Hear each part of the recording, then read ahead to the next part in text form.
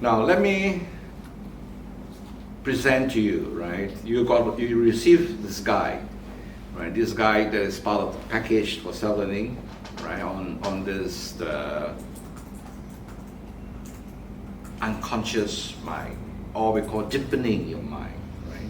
Don't forget, as I said earlier, 90% of your mind is the unconscious. Only 10% is conscious. So the whole idea is therefore to use artwork, and there are 82 of these illustrations given to you in a self-learning package that you may use to work through, to use to reflect and think what those imagery mean, what's the hidden message, what does the image convey to you. And of course, back again, my background, I founded in 2006 in NTU, The Mind of Sun Tzu. And that was after my book, Reminiscent Instant Strategies, was published, right, The Mind of Sun Tzu. And then I was then in system engineering, management in NTU, and in the school of what they call now the aerospace and mechanical engineering. I said, well, therefore I'm more interested in the science aspect of the mind. And of course you find that, right, this deepening was actually launched way back by SIM itself. It was the second phase, the deepening of space of the program. And I was motivated to continue on promoting this program for the simple reason those been through it found that to be very powerful, original. And one manager told me, all right, his boss found that after the program, it becomes much more deep thinking. You no longer simply process documents, you actually can comment, and from a deeper perspective. So you find that this is the illustration I use as tools for unlocking the unconscious mind. This is an illustration, the original book. You can get it in the National Library, I'm sure. Right? And he happened to have won the top prize, the top book prize. Now let me start with a very, very simple, very old, by now old, traditional Boston Consulting Group approach to management, to portfolio management. Right? Remember, you have this question mark, the stars, the cash cow, and then you have this doggy product in the quadrant. Now what I've done was to see whether you're able to relate, right? These are simple concepts, very obvious, very clear. In the real world, is full of ambiguity. These are not so clear cut. These are not so cut out as in textbooks. You got to figure all this out, and therefore you will find in Reminiscent Instant Strategies what I thought of an artwork that's more realistic. And then have a look at this. This is a piece of artwork. Can't you see it in relationship, right, with the earlier Boston Consulting Group? Right? It's not so obvious, but then you see also the quadrant. You see the circle there, the circle on this right hand corner of it. And what I've done was actually I have this idea, right, that you should then be able to relate this quadrant, this thing to Boston Consulting Group approach. That the world is really murky, and then therefore you find that you have to look within this artwork, the conveyance that is not so obvious sometimes, right? Which product and which category. The ambiguity is emphasized. And then you find, right, that in strategy, one of the key concepts in military strategy, in organization as a whole, is that you should function as one. Now let me show this to you. Have a look at the video, at the clip that I showed. You got to march in step. You got to march with a contingent. Like the first one, the soldier marched out of line. He's out of line. He's not functioning as one. And therefore, this thing is very important. That as a leader of an organization, getting the group functioning together, working as one team, and there is this artwork that reflects that. And then you find the eye patches, yes, I know, but then you can see the making of a one there. That idea, of course, is convey the dynamic of it, that you have to always, right? And when students ask commentary on what this artwork means, and really it should remind you that oneness, that a football team should function as one, right? A company should function as an army, and and so on and so forth. Now that aspect of war, right, is the brutality of war. That's why Sun Tzu is very much against war, because he knows you bring a lot of suffering, unnecessary suffering. Right? And especially when the outcome of war is so obvious, why should you fight and so many people suffer? And that is also reflected in our war.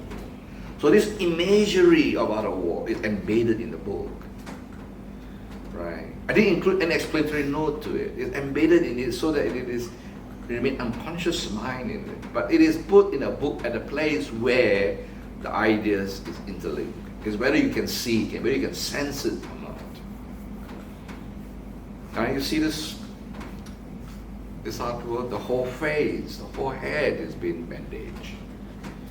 Right? So what's the point of fighting a war when you cannot hear, not able to see, not able to hear, not able to breathe properly, eat properly?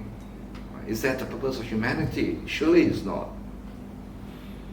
Then of course I would have this other artwork, and you find that the whole idea of sageliness, right, in Chinese society especially. Now if you want to, you could actually use the renunciation strategy to test and see how well a person knows about Chinese culture. Yes, I collect antiques, not for anything else, but because I wanted to better understand Chinese culture. Chinese culture, there's a sageliness part, that they are sage or involved. If you understand Chinese history, the Tao Si, right, who emperors look up to, right, because they seek immortality, and they're supposed to be the know-all. They're supposed to be able to see the future. These are sages. They're not really saints, but they're human body. You call them Shen Xian, Chen Dao, Shen Xian, And this is also embedded in the imagery, not just modern warfare, but its roots are from Chinese culture. A lot of people didn't realize Sun Tzu actually mentioned in The Art of War, the first class warriors, right, is like God. You use Google translation, God, but it's actually Shen Xian, right? Reach that kind of level, your movements are quiet, nobody knows what you do, and yet you're very effective. So Shen Xian, this sageliness is embedded in the book. And of course, one thing unique about this book, of course, I include the face of Sun Tzu. This is not really a drawing; it's actually an artwork. It's carved, and it was an archaeological find. And of course, if you want to pick up, any of these Chinese skills, I would suggest physiogamy. It was something very interesting. Why physiogamy? Right? A lot of people say Pa Zi and all the rest, but I would think that be able to look at a person in the face and then to be able to interpret, understand his behavior, his character is a useful tool. Unless you're in a Muslim country where they wear the mask, otherwise, right, you don't have to ask anybody to see the palm. And palmistry is problematic because the guy got to show you the palm or the face. When you have face-to-face meeting, you are able to read the face. So I include that for you, Sun Tzu. And then you can from there, right, that the face of Sun Tzu physiogamy. And of course I include here, right, commentary for you to have a look at. It's in the guide, it's in your guide. It's part of the package. And of course you find that this is a Chinese skill, very ancient skill, interpreting, reading faces, especially your nose. The Chinese could read a lot from it. And of course there are other depictions of Sun Tzu. And you find that emperor, for example, portrait emperor, right? One of my favorites is to, and of course, modern day I will look at photographs of leaders and study their faces, their eyes, their nose, their mouth, and their demeanor in a meeting. And there's a lot of things that can be read. And you don't have to use words to describe. Nobody tells you when two leaders meet what is the chemistry is like. But it is evident there. There's a certain part of the facial expression involuntary. Better still, you can see the eyeball. Eyeball, the pupil of the eye is also, the movement of which are also involuntary. Right now, what is it? All right, this is artwork, this piece of artwork. Make a guess, right? Since you haven't seen the document yet, right?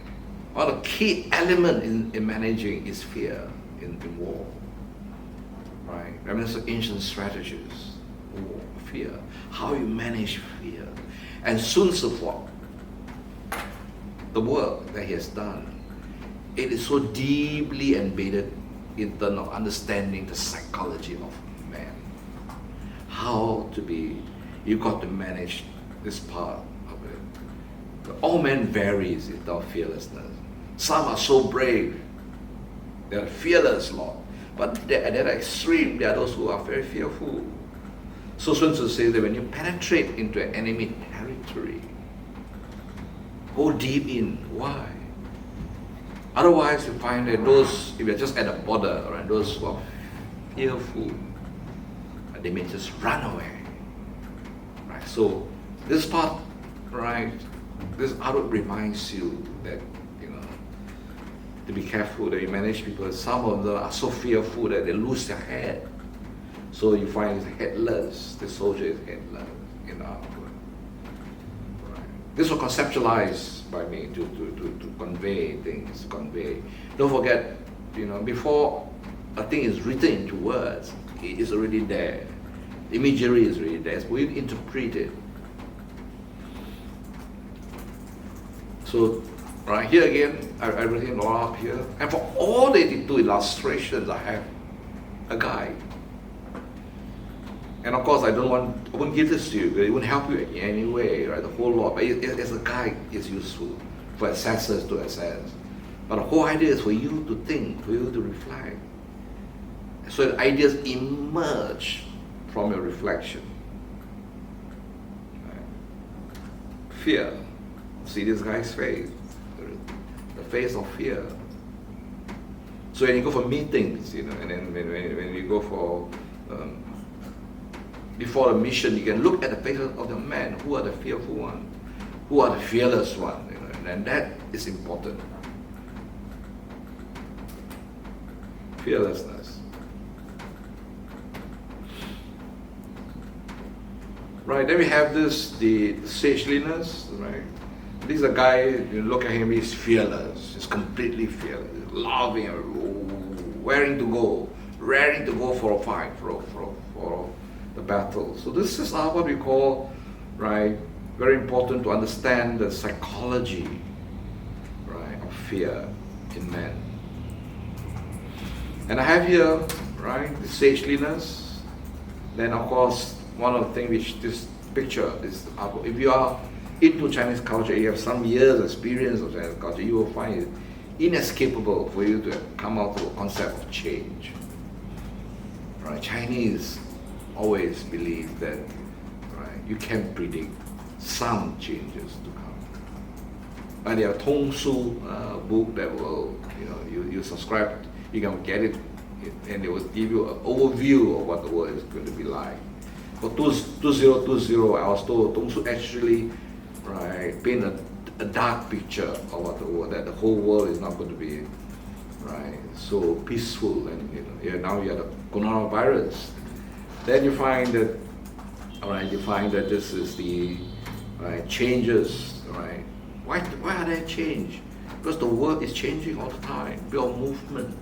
The earth moves around the sun, and because of that, you got seasons, and you have the moon moving around the earth, and because of the movement, there are changes too. And then, all right, deception. Right? This is another piece of artwork. So you have this series of artwork, it's two of them. And I included some of this in the document, explaining to them in both bilingual, right, Chinese and English. Right? And then you find that, right, deception, right? And then you find the prediction. These are the tools the Chinese use. If you see this artwork, right, these are the top one is I Ching, the book of change, the symbol of change, and yin and yang. Yin and yang is very important in Chinese thinking. Chinese mind is different from the Western mind. For the West, it's good or you're bad. But no, the Chinese say the world is both good and bad. Right? And within the good there is bad. Within the bad there is good. That's why you have on the white patch a black dot and a black patch a white dot.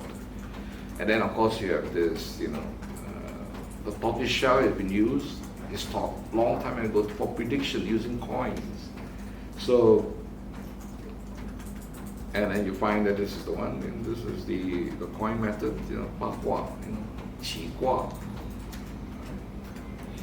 And then I include here the spear, right? The spear as a weapon of war. And you find that sometimes innovation can be achieved in simple things, and that matter in outcome. For example, right, you find that Shaka Zulu, and I like to use it as an example, how he modified the spear. The spear was this long, he shortened it by a third. And his method of warfare he changes. Right? And you find that these innovations actually enable Zulu army to fight and to conquer much of South Africa. Why? Because it doesn't lead to chance. In the old days, what do the African warriors do? They take the spear and then they'll throw it like a javelin. But Shaka Zulu didn't like the idea. He wanted it to be zero defect.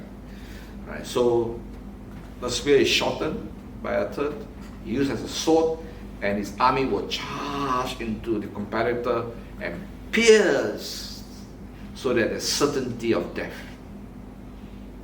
No more chance. It's 100% dissemination of the enemy. So the next step for you, all right, you may now work through the illustration. Take your time, 82 illustrations a lot. See what attracts you. And then from there, right, reflect, what does it really mean? And of course, at the end of the day, when you come back to me, we have all the answers, or what I call guided answers. But I'd rather that you adventure on your own, let on your mind. Now, everyone else is unique. And what you see about another world may differ. But as long as it makes meaning to you, it reveals something about strategy to you. That I think, the process I think is good enough. Right, for you to be able to tap your unconscious mind. So when you're faced with a situation, you do not forget that besides the conscious mind, there is also the unconscious mind that you should try and tap for its wisdom. Thank you so much.